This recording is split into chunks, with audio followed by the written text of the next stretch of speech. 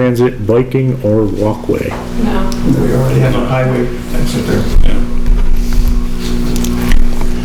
Will the proposed action increase use of energy and it fails to incorporate reasonably available energy conservation or renewable energy opportunities? No.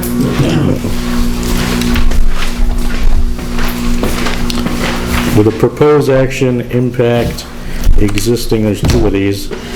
A is public water / private water supplies. Gotta print it out now.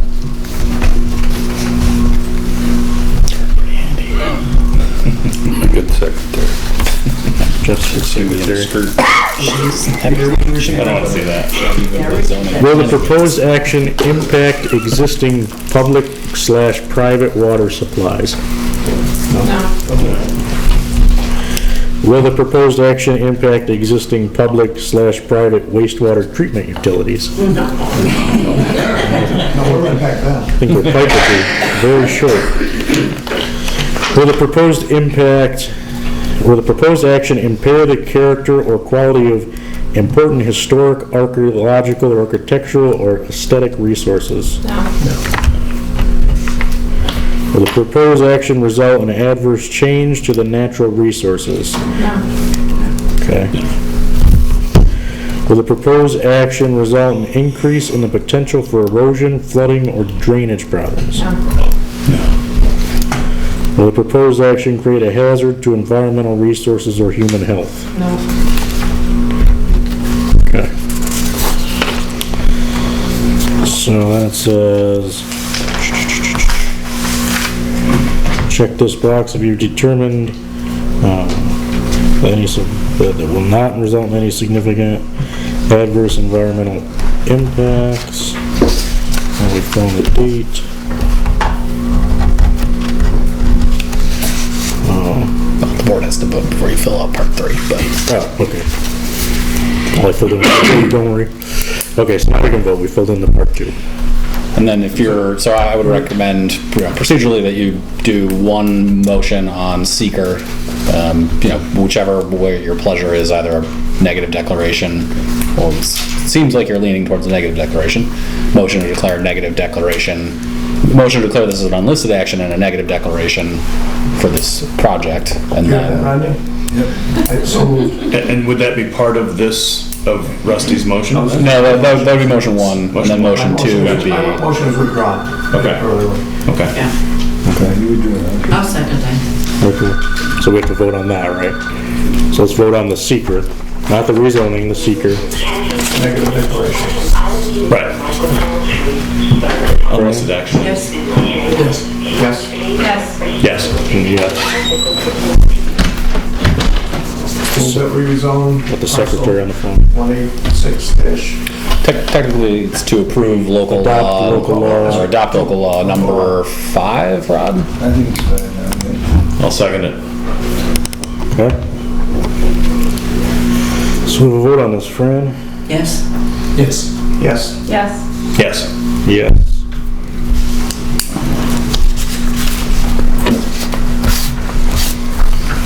So now we're gonna vote this one. Yep. Okay. That's it. Where I put? I'm sorry. Village of Wego. And then just, your name and mayor.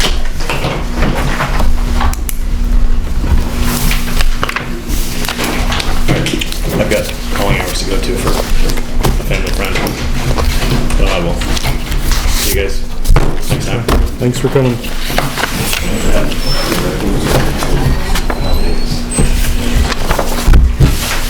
Okay. Mr. Mayor? It may seem foolish, but I don't believe it's foolish. And I would very much like us to have another moment of silence for Kyle Davis, who passed away in the railroad tracks I agree. 2 days ago.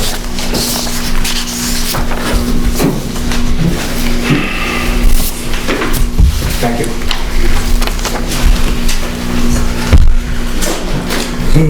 Take that.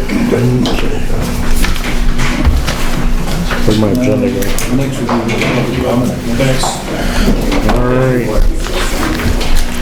So now we'll move to the regular meeting. And we always start with public comment, so. Public comment, anybody? Yeah, I'll go. I just came to briefly update the board on flood mitigation issues. There's a hazard mitigation program that comes out whenever there's a presidential declaration. 6 to 10% of whatever is spent in that declaration goes to hazard mitigation projects. We got notice on April 6th that we could tap into that. There are 2 people that want to elevate their homes, and they are processing those applications now. It's due June 6th. It's a relatively tight timeframe.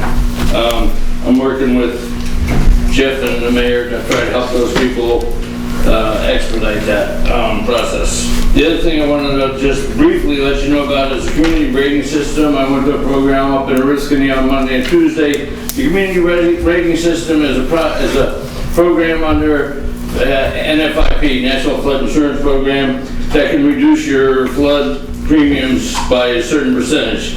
The percentage is determined by your class. We're now in class 10, which means we don't get any deductions whatsoever.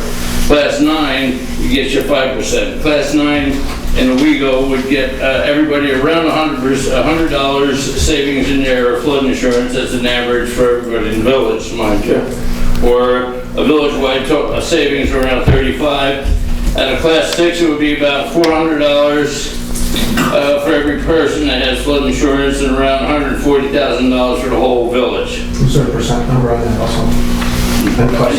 Yeah, it goes from 5 to 45. I'll give you a more detailed report in writing at the next meeting. Do you think we could get to that level? 6, I think we can get to a 6. I mean, we can't get to a 6 fast. I would say we could get maybe to a 6 in 6 years.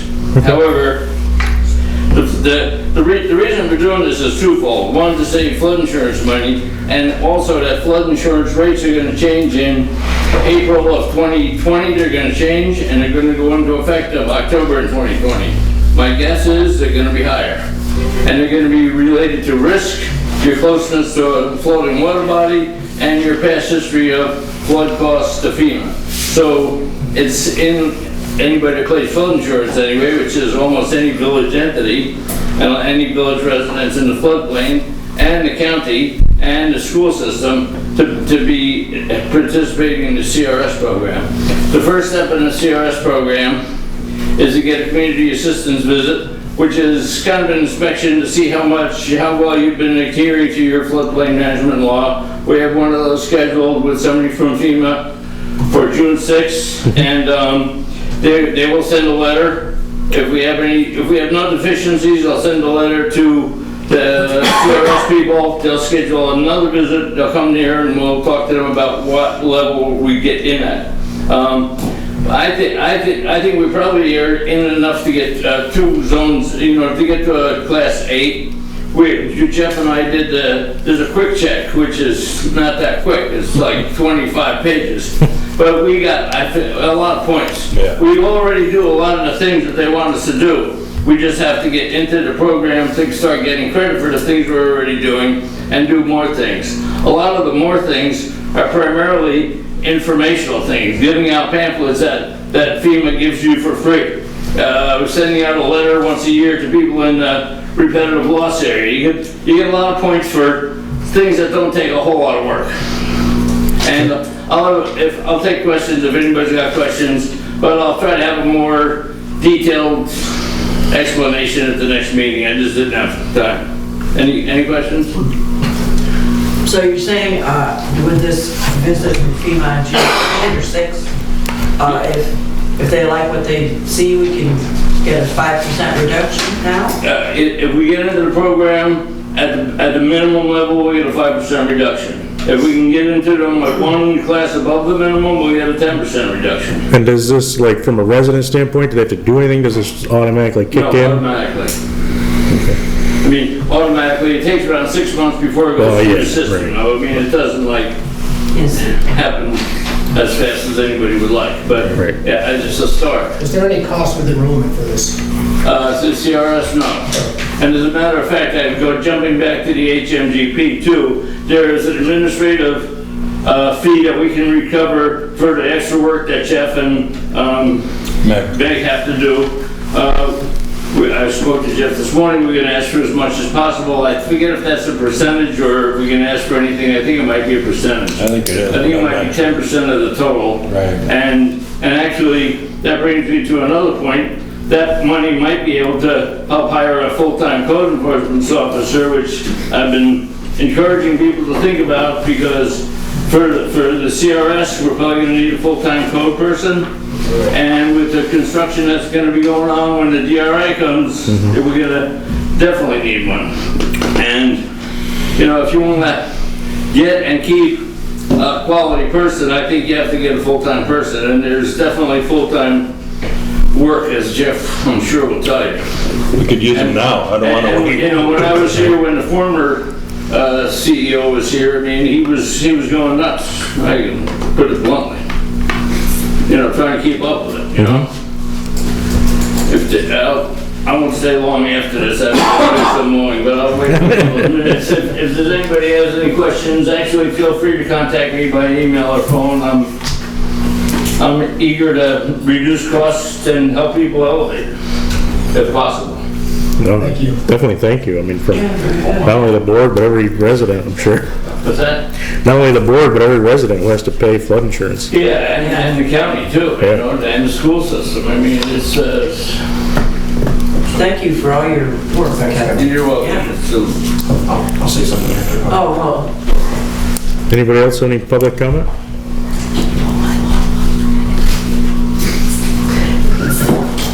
All right. Move on. Rusty, you got anything to I'd like to say? make one comment. Sure. One of the sessions we attended at the conference was about grants, Uh-huh. and it was an engineer that was doing that session.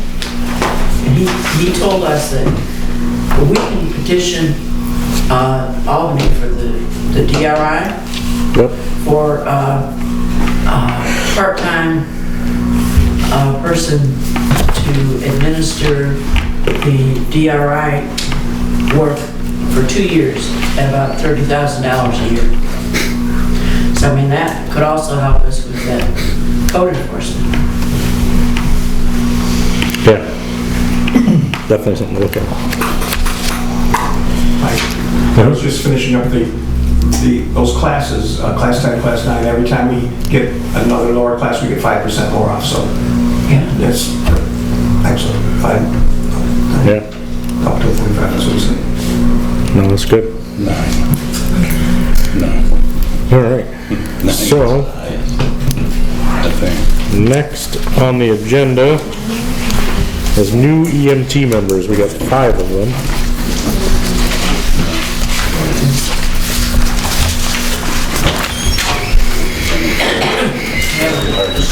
Let's find them. Yeah, we got a Very hard.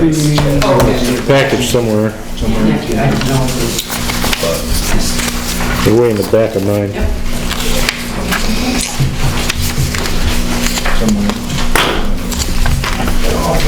Alright, so this is kind of a new thing, because obviously we have a brand new department, so we've never done this. Forging new ground here.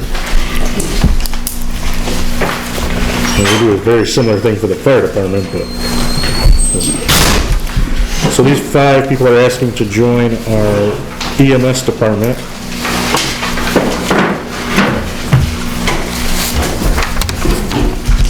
I assume we'll do it similar to how we do the fire department. One question I have is, do we have bylaws set up for the EMS department as far as whether the members have to be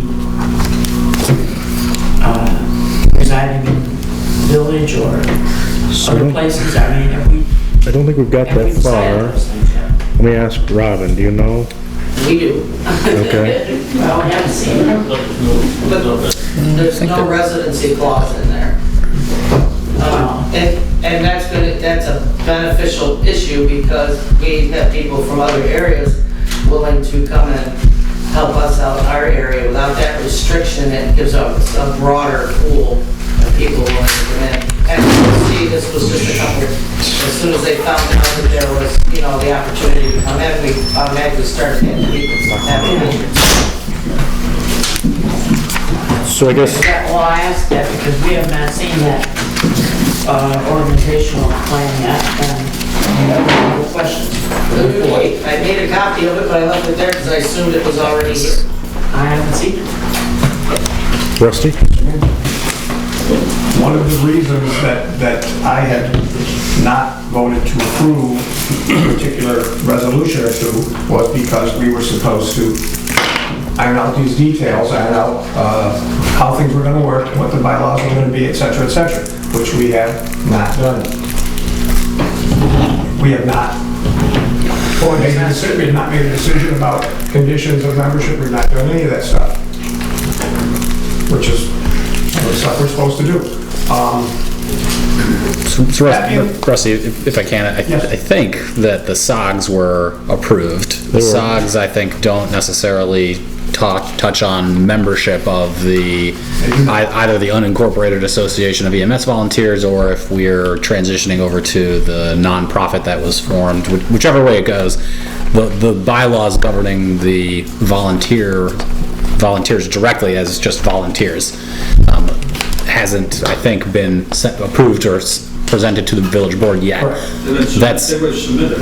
I think that they have been submitted. And so that's something that I think it was done last month, if not at some point earlier than that. And if they weren't distributed around, and I'm pretty sure Jim had emailed them to myself, possibly the mayor, maybe some other folks as well. So, I mean, that's something that doesn't stop or interfere with the department's operations. Fran, to your question, you know, are there any residency requirements? The board, and Rusty, to your point, the board can set that. If you don't set anything, then because there's no requirement that volunteers be residents, they can by default be anybody, anywhere at this point. It's different than a fire company, where the fire company members must be residents of the locality. EMS, different.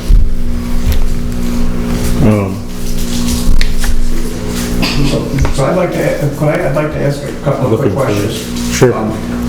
Because once again, we haven't established a criteria thing. I have no idea what that criteria will be, if any. So can I ask a quick questions about some of these candidates? Mr. Marks on Davis Hill Road. Is he a, well, we obviously know where he lives. Is he a member of another fire department? That question doesn't matter. It doesn't matter because... It doesn't matter to who? Because, well, it's not a requirement of membership, because under New York State, you can be only one member of one fire department, but EMS agencies, you can be members of infinite number of EMS agencies. So I think, I understand your point, but I think Rusty's point was simply just, is he a member of a fire department? We don't believe so. We haven't, because once again, we haven't decided whether we're going to have any requirements or not. We haven't made any of those decisions. So I'm trying to find out information. Okay. So I was interested So in... we do not believe... You don't think he's a member of another fire department? That's correct. Is he a member of another squad? No. Okay. How about Audra Marks? We don't believe she's a member of any other fire department. She's definitely not a member of any other. Mike was a police officer. Mike Thorpe? He used to be a member of Company 5s. I do not know if he's still a member. I think he's not. Bill Perkins, the one that brought him in, didn't think he was a member of the fire department anymore. Okay, but we don't believe he's a member of another department. And he's not a member of some other squad. Correct. Once again, I don't know that those are going to be disqualifying factors, but I'm interested to know that. I hope that they're not disqualified. And Mr. Chandler on Catlin Hill Road? So Mr. Chandler is a member of Nichols Fire Department. Okay. So he actually lives within our current response territory, but he'd rather do EMS in Owego versus EMS in Nichols. And Mr. Garlow from Endicott? Yeah, and when you say Endicott, it's actually Belknap Road, which is just on the other side of Campbell Fire Station. Gotcha. And is he a member of Campbell? He is a member of Appalachian Fire Department. Department. And is he a member of anybody else's squad? Well, Appalachian Just Fire Appalachian. Department Squad. He's a member of the department and the squad. Yes. Similar to Nichols, I mean. Well, no, we cover Nichols, I guess.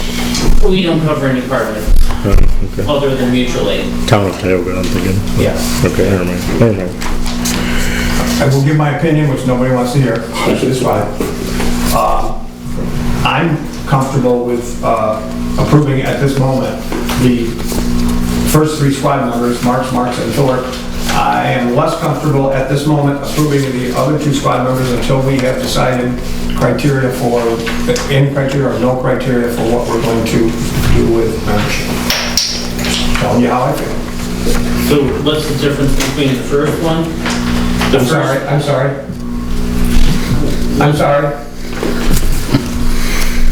So I think the first, well, I mean, the difference is the first 3 This is not open discussion.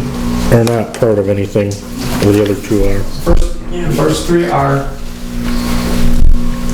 But, local residents, not a member of another department, not a member of another squad, whether or not those would be factors, they have none of those things. That being said, I think they're all fairly local, but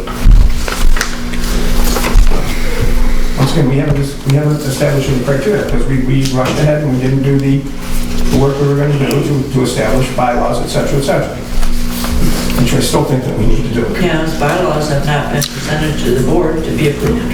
Okay, so what is the law on emergency ambulance volunteer worker, whatever the term is? Yep, emergency ambulance volunteers can volunteer for as many squads or, excuse me, not squads, because squads are for fire companies, and volunteer for as many ambulance entities other than fire departments as they want. So they can be in multiple ones. If you're a member of a fire company, and then you're a member of the fire company's rescue squad, you can only volunteer for one fire company related entity at a time. So to Mr. Cole's and Ms. Shavers and Mrs. Cole's point, by not restricting your membership based on fire companies, you are opening it up very broadly to anybody. And again, there's no residency restriction either as it relates to ambulance workers. So you are not just opening it up to people who aren't in other companies, but to anybody who lives kind of anywhere. They could live in Binghamton. I could become I'm not, but I could become an EMT squad member don't want to be. if I was otherwise qualified, which has a lot of benefit to it. Now, to Rusty's point, I think there can certainly be a counterbalance to that. You might say, well, we want to put some geographic restriction on it. You know, we want them to live so many miles away, or otherwise be available within the service area. That's certainly reasonable. And I think it's also not unreasonable to ask that they not be in multiple other entities, because then that could be viewed as a restriction on the time that they might be able to actually volunteer. I mean, I can see that there's points and counterpoints, and the question for the board, of course, is as always, to weigh those and decide on as to what restrictions, if any, you want to put on the membership. and as usual, I just want a process followed. And the process is not what we've done so far. That's what I want to do with Summer, that's what I want to do with CCC, that's what I want to do with this. In this case, short of affirmatively putting on restrictions like this, then the default option that exists is anything goes as far as residency and membership in other organizations. I honestly just personally have a hard time turning away anybody who wants to volunteer their time to us. Because if you're seeing any of the news, it's people don't want to volunteer their time. So, I don't know, that's my personal view, but. So could we appoint them probationary pending bylaw? I think there's only 2 in question. Well, again, they're volunteers, and right now, you know, I think I think in the future, you know, it's very different than fire companies. If you wanted to reject somebody as a volunteer in the future, then I think you might be able to do that. But I mean, Rusty, if you want to put a motion to the board about putting on membership restrictions or residency restrictions, then Or we could do that. you could do that, or somebody could put a motion in front of the board that that you keep the default as it is, or, I mean, you can always do any motions at this point. I'm not prepared to do that. Once again, I want the process. We spent days and days working on the OHPC because we wanted to look that over. We wanted, some of these folks know where I sit on bylaws and stuff. I want the process before we do something. That being said, I will, at least at this moment, make a motion that we accept Jonathan Beal Marks as a member of... Probably have to do them separate. I'm sorry? Probably have to do them separate. Jonathan Beal Marks is one person. That means we'll vote on it. Yeah, like we do the fire department. That's what I'm doing. Jonathan Beal Marks. I make a motion to accept Jonathan Beal Marks as a member of the Local Volunteer Emergency Squad. Second. I'll second. Somebody. I got Ron. Can fight outside if you want. Yeah, the next one. All right, so let's vote on Jonathan Moore. Yes. Yes. Yes. Yes. Yes. I move that we accept Sue Marks as a member of the Local Volunteer Emergency Squad. I'll second. Just slip it away. Fran? Yes. Yes. Yes. I move that we accept Mike Thorpe as a member of the Local Volunteer Emergency Squad. I second. Yes. Yes. Yes. Yes. Yes. I'm And not- just for Okay. correctness, we can't call it emergency squad, we have to call them Emergency. department, Okay. because of what Nate said. I- Squad I'm is just fire reading off department. Squad's part of the fire department, the emergency medical services. Terminology, we gotta get used I'm reading to. off the, I know. at this moment, I'm not prepared to move that we accept, I don't want to discourage these folks, but I'm not prepared to move that we accept these other two folks until we have established some bylaws and some criteria, which I don't mind that it happens fast, but I'm not ready to do that.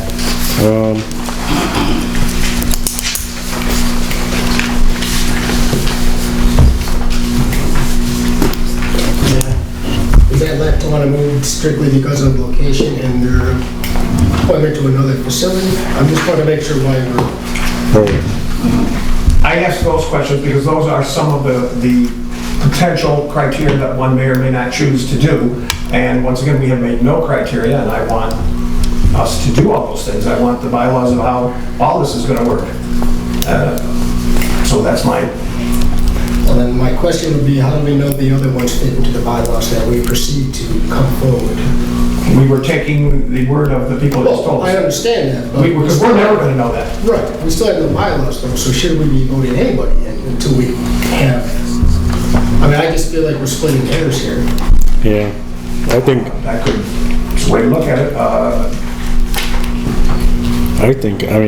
I'd make a motion to accept Clayton Chandler. I'd second that motion. Okay. We wanna vote on that? Yes. Yes. No? Yes. Yes. Enough? Yeah. And I'd make a motion to accept Jeremy, I'm gonna get this wrong, Garolo? I would second that as well. Okay. Vote on that? I'm abstaining. Okay. Yes. No. Yes. Yes. So the vote fails. Yeah.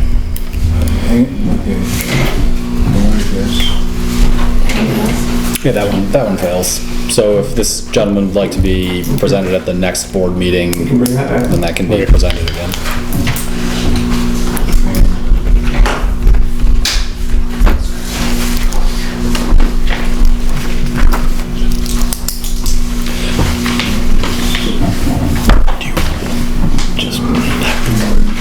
Just say at the next meeting, we want to do review the bylaws and residency criteria or membership criteria like that. Yeah, so, Nate brings up a good point. Probably by the next board meeting, I'll get with Robin and Jim and whoever from the emergency medical department. And we'll get some bylaws presented so that we can figure out these rules. So we'll be able to we'll vote on that figure next them out. time? Yeah. So we'll start getting some, what these requirements ought to be. Right now, they're wide open, so. Then obviously, once we figure that out, Mr. Jeremy can see if we fit him in or not. Yeah, we'll tell him that he's held off for a couple of weeks. Right. All right. And they thank them for their willingness to volunteer. Yes, for sure. Especially now I get all the texts, I see all your calls, so. More people spread the bulk between the volunteers. And when you stop getting hurt, you guys take a day off. I belong to multiple agencies. Right, a lot of people do. All right, our next item is the Barleycorn liquor license application. You want to explain this?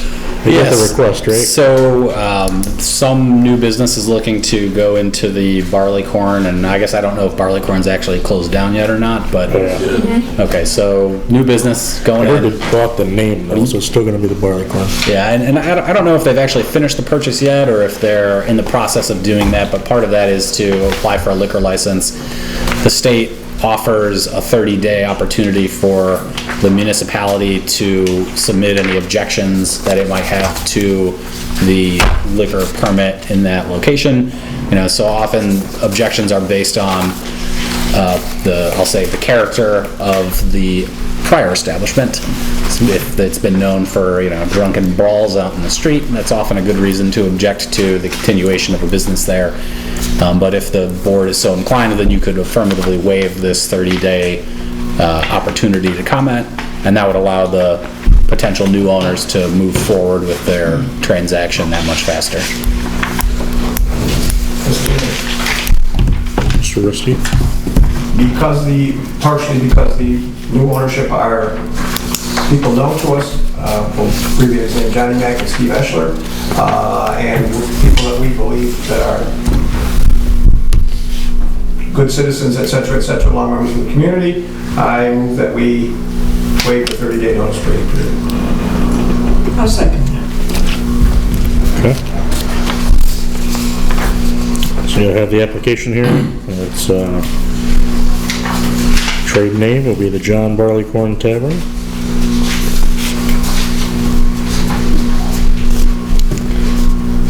Is that a change in the previous name? No, it's the same. Okay. So, anyway, Tweak the notice. yeah, no, it's all the same. Yeah, I don't know. That's a good question. I just always heard it called the Barleycorn. Right? I didn't know he had a first name. With a barley. All right, so we have a motion and a second. Let's vote. Tran? Yes. Yes. Yes. Yes. And yes. So do we have to do anything? Or do we have to sign this letter? The attorney for the applicant has asked that that letter be signed and then just returned to her so she can include it with the materials that they're submitting.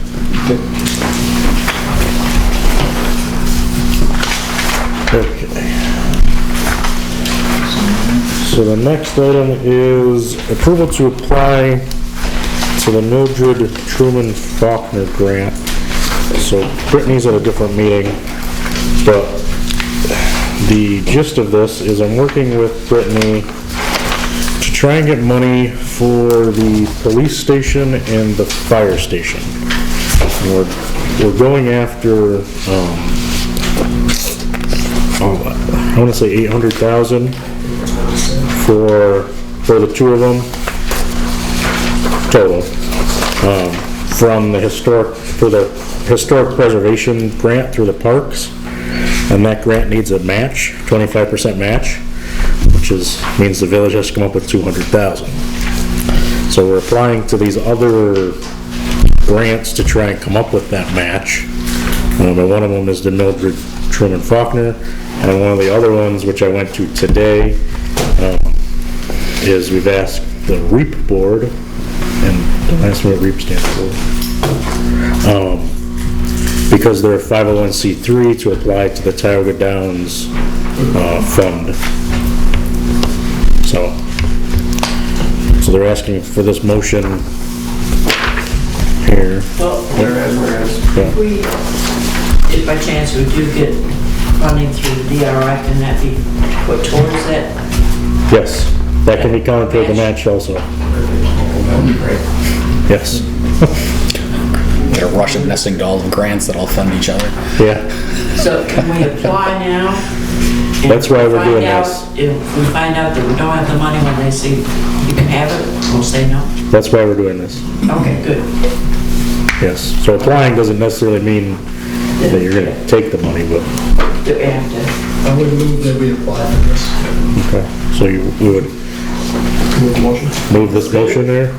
Just the resolve part. Great. Oh, good lord. Now there will be a resolve. All the whereas just say the same thing I just said, basically. Now therefore be it resolved, the Village of Owego Board of Trustees authorizes application to the MFTF for up to $50,000 for funds to improve the central fire station and/or the Owego police station. Second. Okay? Yes. Yes. Yes. Yes. Yes. Trying to get done. Like a quick draw. So anybody who doesn't know, we need a lot of work on both of the buildings, as Jeff will tell us later. Clock tower is not fun up there. Yes. Whining about that clock tower. I'm afraid I'll mix it up. And there's a lot of dead buildings up there. Do you know about the next one, Rodney? Approval for mayor to sign? So the next one is actually authorizing the grant agreement itself. So kind of how you just authorized the application, this is the authorizing of an agreement for a grant. I believe this Okay. is the 167, 170 Main Street grant, if I'm not mistaken. Is that right, Russ, or is that right, Rod? That's what the one across the street, the 900,000, we did. Oh, A-Rod? A-Rod and, The only way pub that's not there. Right, so the village authorized the application for that a while back. Right. And then, Mayor, this is the grant agreement that you emailed with Sarah Close about. Jeff's got it right there.